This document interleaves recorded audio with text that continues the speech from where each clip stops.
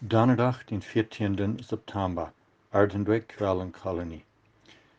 Gisteren hadden we dat we onze geestelijke diensten alle te Gottes eer doen zullen. In Jesaja 42,8 sagt Gott, dat hij zijn eer keinem anderen geven wordt.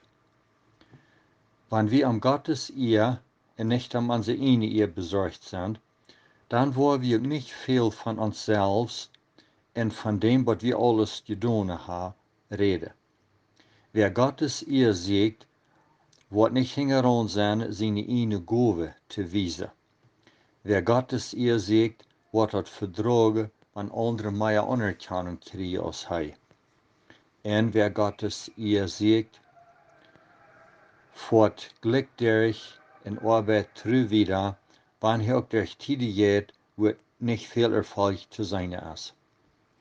Und wir haben einmal antworten, dass wir mehr bedacht sind, von Menschen hochgeholt zu werden, als dass wir uns Charakter entwickeln wollen, dann schaffen wir für eine eher.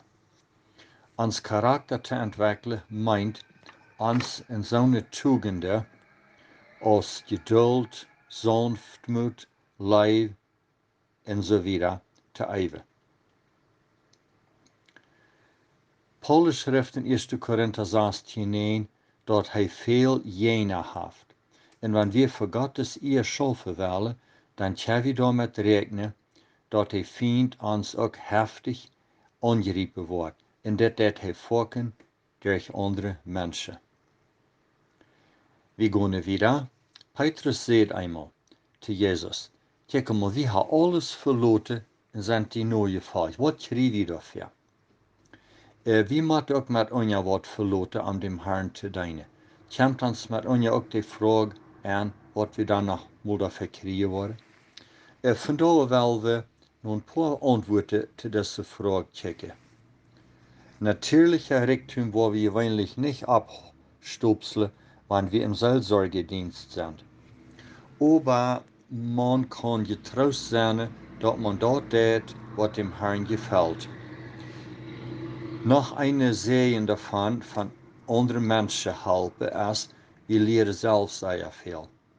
Was man studiert, um das wiederzugeben, bleibt viel tiefer sitzen, als wenn man das bloß für sich selbst lässt. Die Seelsorgearbeit, die bietet viel Gelegenheiten, an seinen eigenen Charakter zu entwickeln. Das meint an wahrer Geduld, Leid und Nachsicht zu üben. Und wir können lebenslange Freunde gewinnen, wenn wir irgendwem können, auf irgendeinen Weg Mutter sprechen oder helfen. Wie viel Arbeiten in unserer Umgebung, da schafft man mit Isa, mit Halt oder mit Eid oder noch so was. Aber wenn wir bedürftige Menschen helfen und auf irgendeinen Weg ihre Not lindern können, dann schaffen wir mit Seelen, mit lebenden Seelen. Wir haben dort die Gelegenheit, Seelen auf dem weichen Himmel mitzuhelfen. Und was ist schöner als das? Glücklich ist ein Mensch, wer jeder Morgen sagen kann, Herr, für die, allein für die will ich von da sein. Wenn wir treu gewesen sind und mit dem Herrn Gemeinschaft gehabt haben, dann können wir uns Matthäus 25, Vers 21 annehmen.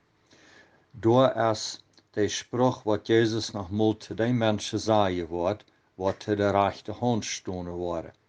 Ei, du frommer und getreuer Knecht, du bist über wenigem getreu gewesen, ich will dich über viel setzen. Gehe ein zu deines Herrn, Freude. Danach Vers 34. Kommet her, ihr Gesegneten meines Vaters, erbet das Reich, das euch bereitet ist von Anbeginn der Welt. Und wenn wir die uitdrukken is worden von Jesus selbst hier an jenem Tag, dann wird uns das alle wert gewesen sein, was wir hier für Anstrengungen und Mühe gemacht haben, für ihn zu schaffen. So dort ist, was wir dafür kriegen, wenn wir Gott hier treu dienen.